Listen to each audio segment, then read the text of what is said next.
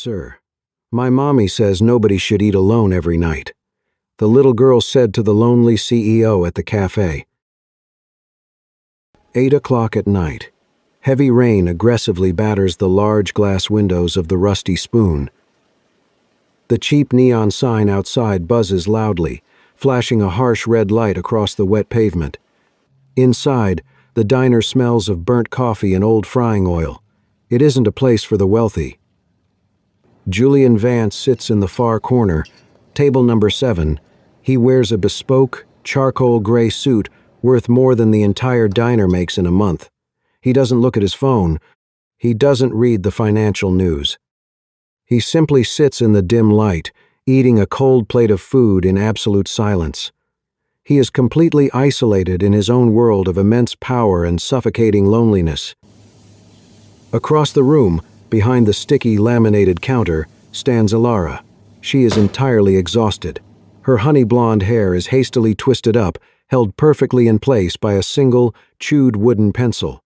She scrubs the counter with a damp cloth. Her movements are mechanical after a brutal 12-hour shift. In a small booth near the kitchen swinging doors sits Mia. She is 6 years old. She doesn't complain. She doesn't ask for toys. She quietly presses a blue crayon against a piece of cheap diner napkin. She finishes her drawing. She puts the crayon down. She slips silently out of the booth. Before Ilara can turn around, the little girl walks across the checkered linoleum floor. She stops right next to table number 7. Julian looks down. He sees the little girl standing beside his expensive leather briefcase. He doesn't shoo her away. He doesn't ignore her. Instead, he slowly closes his $3,000 laptop. He takes a clean paper napkin. He carefully wipes a few stray crumbs from the edge of the table. He stands up slightly and pulls out the heavy vinyl chair opposite him. He gestures toward the empty seat, offering it to the 6-year-old girl with the utmost formal respect. Mia looks up with wide, innocent eyes. She holds out the crumpled napkin.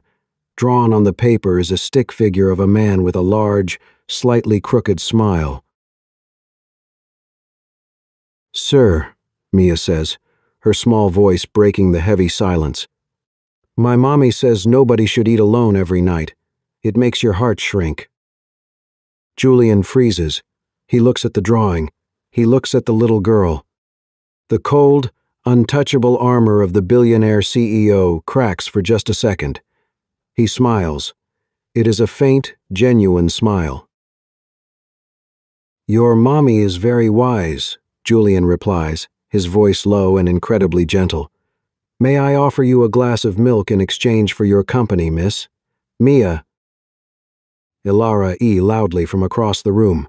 Panic floods her tired eyes. She drops the cleaning cloth. She rushes over to the corner table. She quickly pulls Mia behind her legs, shielding the child. She desperately wipes her damp hands on her stained apron. Julian looks at the terrified mother. He sees the heavy exhaustion in her posture. A few loose strands of her honey blonde hair have slipped from the pencil, falling tiredly across her pale face. Then, his sharp, observant eyes drop lower. He notices her shoes. They are cheap, black flats. The heels are completely worn down, the material tearing at the seams. He watches her subtly shift her weight from her left foot to her right. She is in agonizing pain. She is trying desperately to hide it. In a fraction of a second, Julian recognizes the fierce, desperate pride of a mother holding her entire world together. It is a ghost from his own past. Ilara grips Mia's small shoulders tightly. She takes a cautious step backward. "I am so sorry, sir," Ilara says, her voice tense and trembling. She knows better than to bother the customers. "I will take her to the back."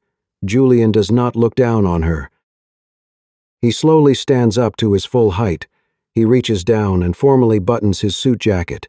It is a deliberate gesture of absolute respect. He looks directly into Ilara's defensive eyes. "I'd see isn't a bother, ma'am," Julian says, his voice steady and deeply respectful.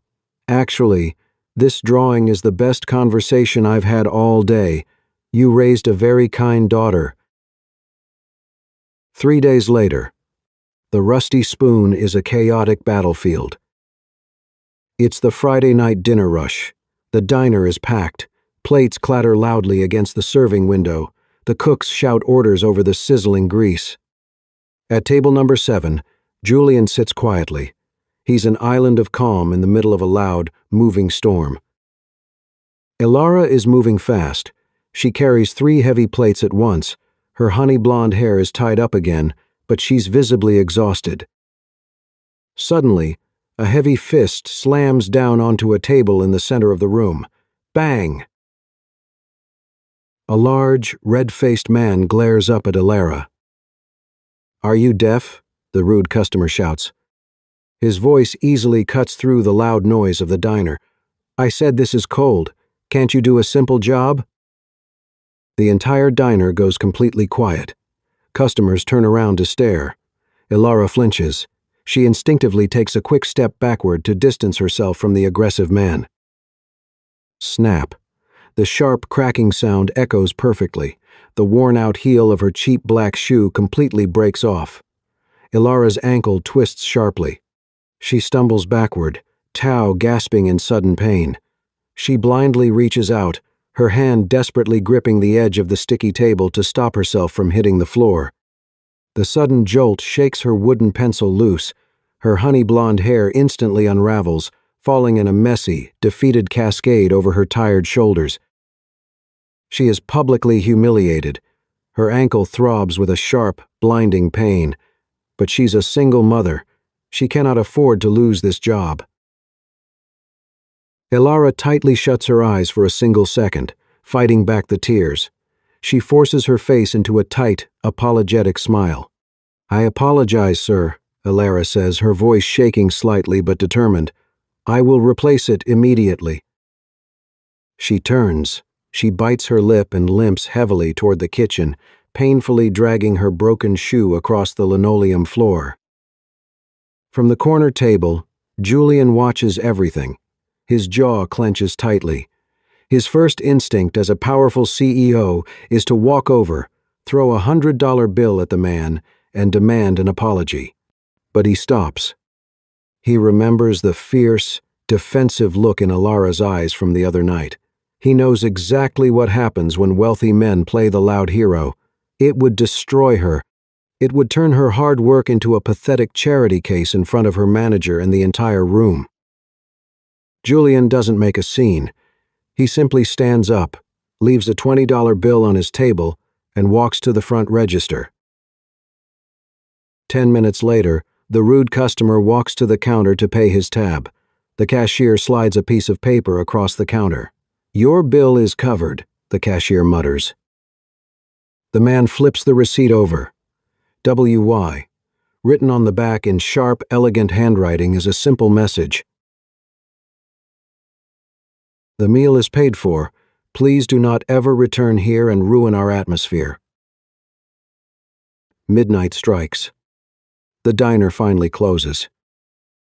Ilara drags herself into the cramped, dimly lit employee break room. She's entirely exhausted. Her ankle is swollen and bruised. She opens her rusted metal locker. Sitting perfectly on the bottom shelf is a simple, unbranded cardboard box. Ilara slowly opens the lid. Inside sits a brand new pair of black leather flats. The leather is incredibly soft, specifically designed for standing all day. They are her exact size. There is no flashy designer logo. There is no note inside the box. There is no signature demanding gratitude. It isn't a loud act of charity. It is an act of profound, silent respect. Ilara slowly sinks to the cold tile floor. She slides her bruised, aching foot into the soft leather. It fits perfectly. She doesn't say a word. She just pulls the other shoe close to her chest, burying her face into her honey blonde hair, and finally lets her silent tears fall. Sunday morning. The air inside the rundown laundromat is thick, damp, and smells heavily of cheap detergent. The washing machines hum with a loud, rhythmic rattling sound. Ilara stands near the back wall. She looks incredibly exhausted. Her honey blonde hair is roughly twisted up in a cheap plastic claw clip, and she is carefully counting a small handful of quarters, sliding them one by one into the coin slot. Every single cent matters today. A few feet away, Mia sits perfectly still on a hard plastic chair. She isn't running around. She isn't asking to go to the park like the other kids outside. She is quietly coloring on a scrap of paper with a broken piece of blue crayon. Across the street, the bell of a high-end coffee shop rings. Julian steps out onto the sidewalk, holding a black coffee. He glances across the road. Through the foggy glass of the laundromat, he spots the honey blonde hair and the little girl with the blue crayon. 5 minutes later, the laundromat door pushes open. Julian walks inside. He's dressed casually in a dark sweater, but he still looks completely out of place in the damp, fading room. He holds 2 steaming paper cups. He walks over to the plastic chairs and gently offers a cup of hot chocolate to Mia. Ilara turns around. She instantly steps between Julian and her daughter. "Mr. Vance," Ilara says softly, her voice tight. She doesn't look surprised. She looks heavily burdened. She reaches into the pocket of her faded denim jacket. She pulls out a thin, plain white envelope. She steps forward and presses it firmly into Julian's hand. Julian looks down. Through the thin paper, he can feel the stiff edges of heavily flattened $1 bills. "I saw the signature on the rude customer's receipt the other night," Ilara explains, her voice shaking slightly but maintaining a fierce, defensive pride. "J. Vance, it didn't take long to search your name online. You are a CEO. You run a financial empire." She takes a shallow breath, her eyes locking onto his. "The shoes saved my job, Mr. Vance, and I thank you. But this is the exact amount. It took me 3 days of tips." Julian looks at the worn envelope in his hand. He understands immediately. This isn't about the money. This is a massive, invisible wall of class and pride. "Ilara, I didn't buy those so you could pay me back." "I know," she interrupts, hot tears suddenly welling up in her eyes. "You bought them because you felt sorry for me. But we don't need charity." She turns her head slightly, looking back at Mia, who is happily blowing on her hot chocolate. "People like you don't stay in our world," Ilara whispers, her voice breaking with the terrifying vulnerability of a single mother. Please, don't make my daughter care about someone who will eventually leave." Julian doesn't get angry. He doesn't try to hand the money back, knowing it would crush her dignity completely. Instead, he slowly folds the envelope. He slides it respectfully into the inside pocket of his expensive jacket. He looks at her. The cold corporate mask is entirely gone. His eyes darken with a profound, heavy sorrow. "Your world used to be mine, Ilara," Julian says. His voice is a low, raw whisper that cuts straight through the noise of the washing machines. Ilara freezes, her breath catching in her throat. "My mother worked in a diner just like yours," Julian continues, his gaze piercing through her defensive walls. "She wore shoes exactly like that, until the heels wore down to her bare skin. She died before I could ever buy her a new pair." Julian takes a slow step back toward the door. "I'm not playing a savior," he says softly. "Please, don't take away my chance to do what I couldn't do for her." The door clicks shut behind him. Ilara is left standing in the damp laundromat, completely speechless, staring at the empty space where the lonely CEO just stood. The small apartment is freezing. The old radiator barely works against the bitter Seattle chill. Ilara sits at the cramped kitchen table. She places a bowl of plain, cheap, buttered pasta in front of her daughter. Most 6-year-olds would throw a loud tantrum. Mia just smiles, picks up her plastic fork, and eats every single bite without a single complaint. It's a heartbreaking kind of maturity. Mia has learned to survive in the quiet spaces of her mother's exhaustion. Later that night, Ilara pulls a thin blanket over Mia's shoulders. Beside the pillow, on a scratched wooden nightstand, sits a tiny, delicate collection. 3 small paper cranes, folded perfectly from cheap diner napkins. Ilara reaches out to gently move them away from the edge. "Careful, Mommy," Mia whispers sleepily, carefully pulling the paper birds closer to her chest. "The sad man at table 7 folded them for me. They keep the bad dreams away." Ilara pauses. Her hand hovers in the dim light. She looks at the fragile paper. She hears Julian's heartbreaking confession echoing from the damp laundromat. 2 weeks pass. Julian keeps his promise.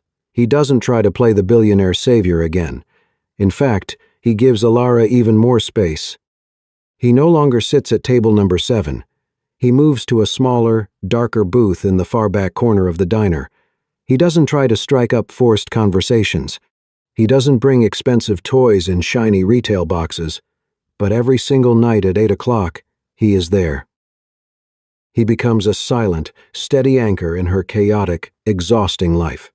And every night, before he walks out into the cold rain, he leaves 2 things on the table: a standard, respectful 20% cash tip, and a new, perfectly folded origami animal: a paper dog, a tiny turtle, a resting butterfly.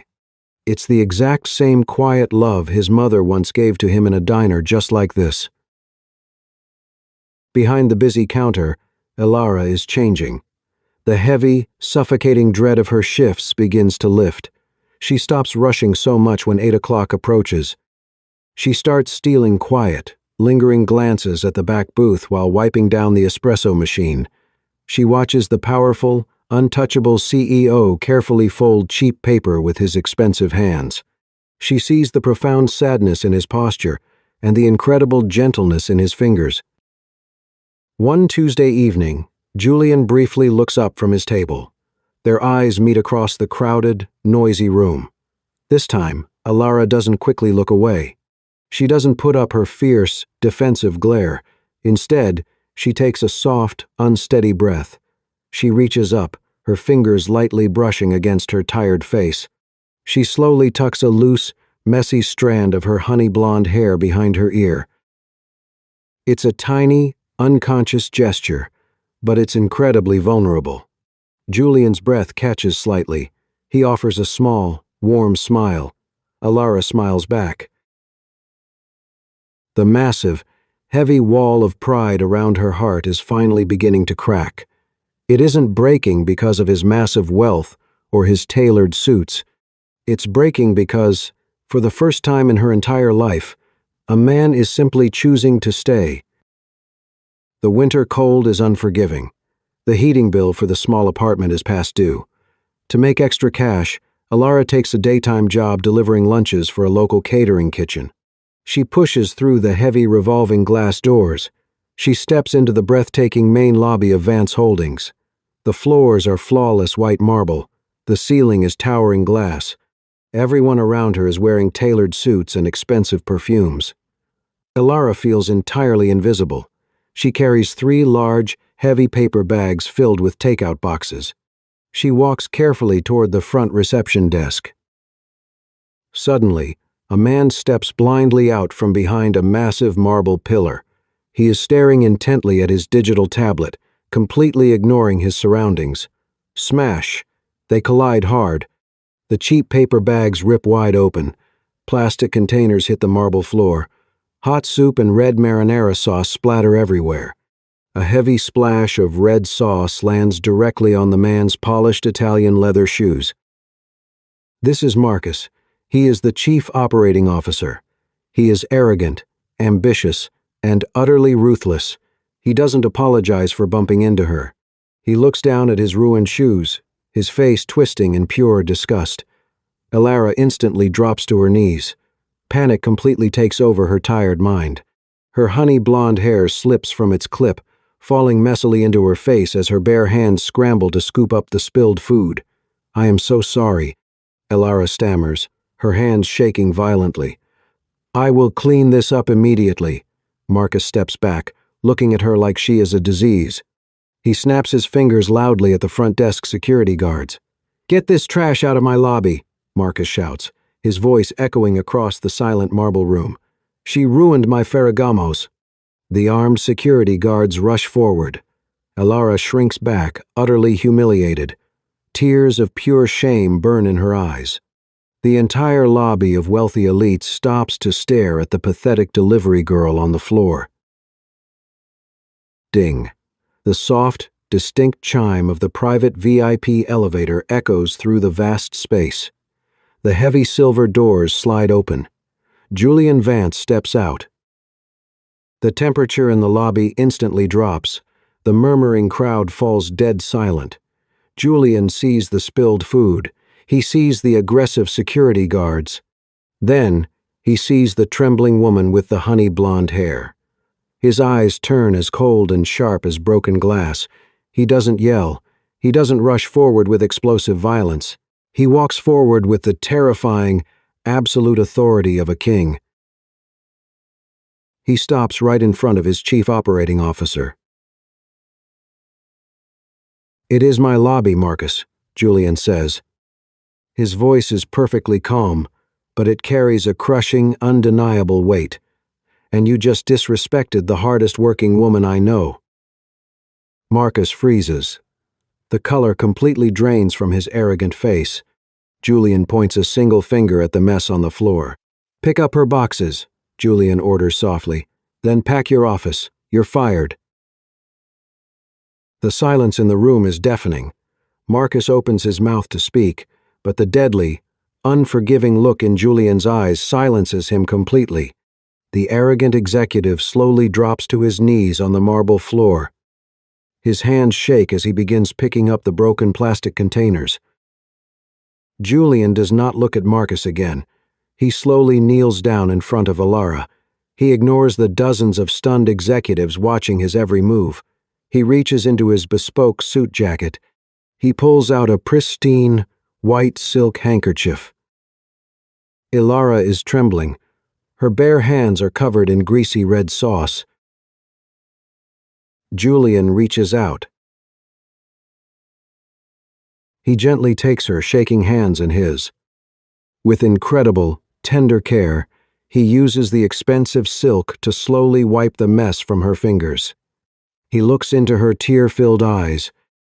He offers that same, quiet smile he saves only for table number 7.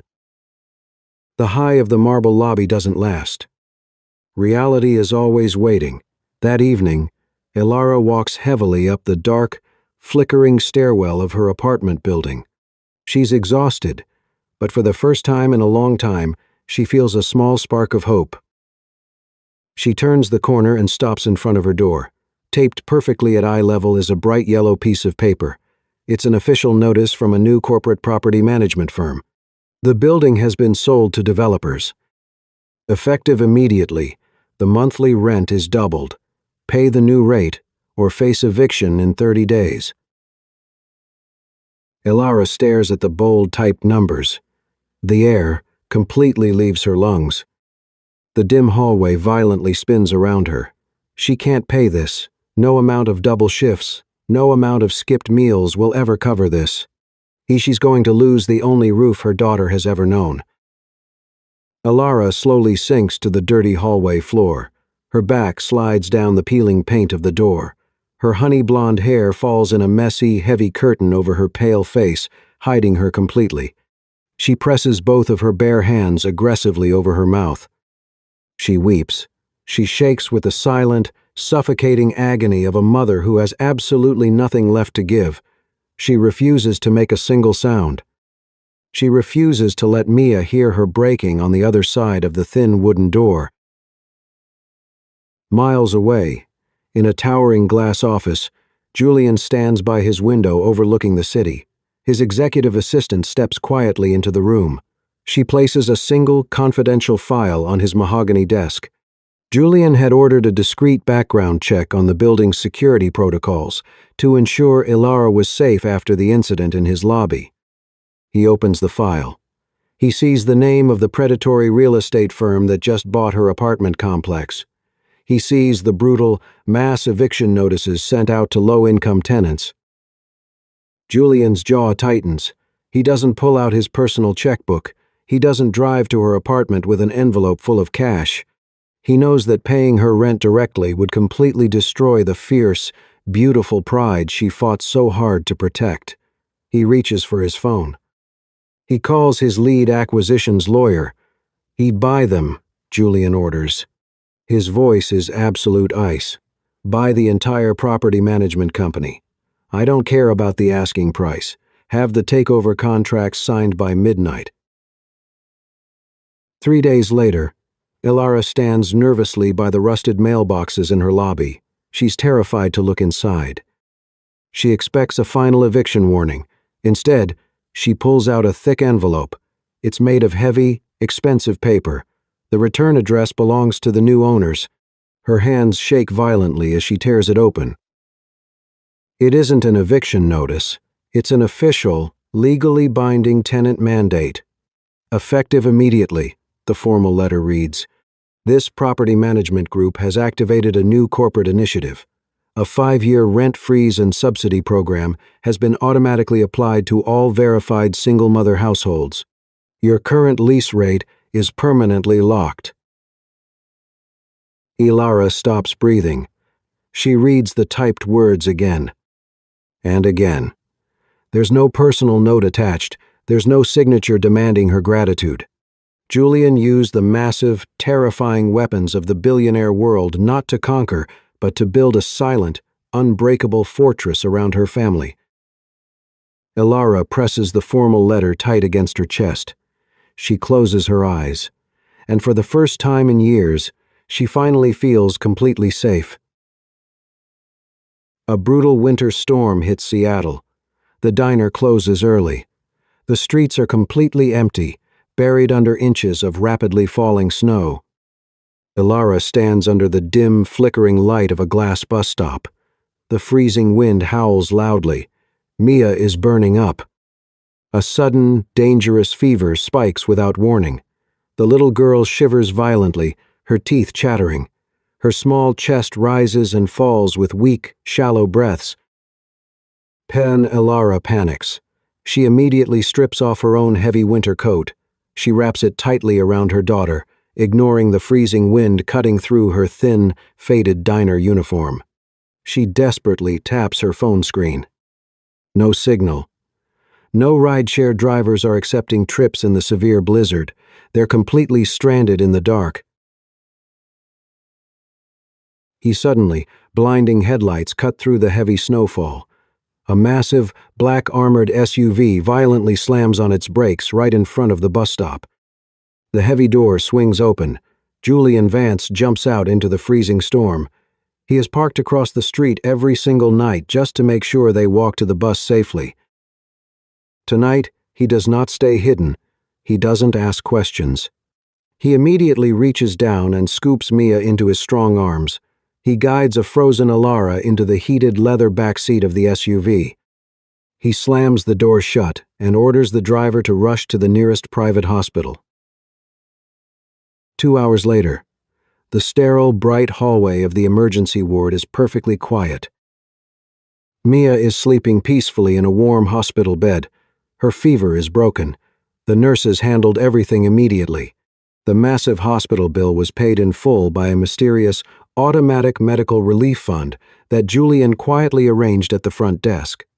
Ilara carries absolutely zero debt. Ilara steps out into the silent hallway. She's physically and emotionally shattered. Her wet, honey-blonde hair clings coldly to her pale cheeks. Julian is waiting for her. He hasn't left. Ilara walks toward him. Her legs give out slightly. She grips the heavy fabric of Julian's dark sweater to keep from falling. Her hands shake violently as the adrenaline finally crashes. "I couldn't protect her," Ilara whispers, her voice breaking into a choked sob. "The snow. I have nothing to give you back for this." Julian looks down at her. He slowly takes off his expensive suit jacket. He steps closer and drapes the heavy, warm fabric over her trembling shoulders, shielding her from the cold air of the hospital. "You are a wonderful mother," Julian says, his voice deep, steady, and fiercely protective. "This child will grow up and be proud of the calluses on your hands, just like how I am always proud of my mother. You are not alone anymore." Alara closes her eyes, weeping silently. She doesn't push him away. She finally surrenders to the exhaustion. Julian gently places his warm hand over her shaking shoulder. He doesn't pull her into a forced embrace. He simply holds her steady in the storm. "You don't owe me anything, Alara," Julian whispers softly into the quiet hallway. "You don't have to carry the whole world tonight. Just let me hold the umbrella." 1 week later, the Rusty Spoon feels entirely different tonight. The harsh fluorescent lights seem softer. The air is warm, smelling of roasted coffee and cinnamon. In the small booth near the kitchen, swinging doors, Mia is happily humming. She's completely healthy again. Her cheeks are rosy. She uses a brand new set of high-quality crayons to carefully color a large drawing. Behind the counter, Alara stands quietly. She isn't rushing. She isn't hiding behind a heavy, suffocating wall of exhaustion and fear. The brutal winter storm taught her a profound lesson. True strength as a mother isn't just carrying the crushing weight of the world completely alone. Sometimes, absolute strength is having the courage to let a good man hold the umbrella. Alara takes a deep, steadying breath. She reaches up, her fingers moving with a newfound, quiet confidence. She neatly tucks a stray lock of her honey-blonde hair behind her ear. She turns to the espresso machine. She pours 2 steaming cups of black coffee. She doesn't wait for a tray. She picks up the warm mugs herself. She steps out from behind the safety of the laminated counter. She walks purposefully across the checkered linoleum floor, heading straight for the quiet corner. Table number 7. Julian looks up from his empty plate. His eyes widen slightly in genuine surprise as Alara approaches. She doesn't place the coffee down and quickly walk away. Instead, she gently sets his cup on the table. Then, she pulls out the heavy vinyl chair directly opposite of him. She sits down. Julian stares at her. The cold, untouchable armor of the billionaire CEO is completely gone. The soft, incredibly warm smile spreads across his face. He doesn't rush. He doesn't overwhelm her. He slowly reaches his hand across the small diner table. With immense, heartbreaking tenderness, his thumb lightly brushes her forehead, gently tucking a loose, honey-blonde curl behind her ear. Alara smiles. Her eyes are bright and radiant. She pushes the warm coffee mug an inch closer to him. "Mia told me her drawing table is getting a little crowded," Alara says softly, her voice filled with gentle warmth. "Do you mind if we share this corner from now on?" Julian looks at her. His deep, soulful eyes hold an ocean of unspoken gratitude. He rests his hand casually on the table. His fingertips softly, intentionally brush against hers. "I was hoping you'd ask," Julian replies, his voice low and incredibly tender. "Eating alone was starting to shrink my heart." The camera slowly pulls backward. It glides out of the warm diner, moving past the heavy glass windows and into the cool Seattle night. Looking back inside, table number 7 is no longer a dark, isolated island. There is no lonely CEO sitting in the shadows. Instead, there is a man smiling genuinely. There is a radiant woman looking back at him. And there is a little girl, running over to the table, proudly holding up a perfectly folded paper crane. Ian Free, there is a strange kind of pride we wear when we are barely holding it together. A few years back, I was quietly drowning in financial trouble, desperately pretending everything was fine. I remember standing at a grocery checkout, staring at a declined card, with my closest friend standing right next to me. Instead of just letting her pay the $12, I lied about a bank error, left the food on the counter, and walked out. I was so terrified of being a burden that I chose to go home hungry. It took me a long time to learn the lesson Alara finally understood at that corner table. Refusing a helping hand doesn't make you bulletproof, it just makes you incredibly lonely. The people who actually care about you don't want the flawless, fiercely independent version of you, they just want you. Think about the invisible walls you have been building lately. If someone walked up and pulled out a chair at your table tonight, would you let them sit down? Or would you tell them the seat is taken? Leave a trace of your story in the comments before you go.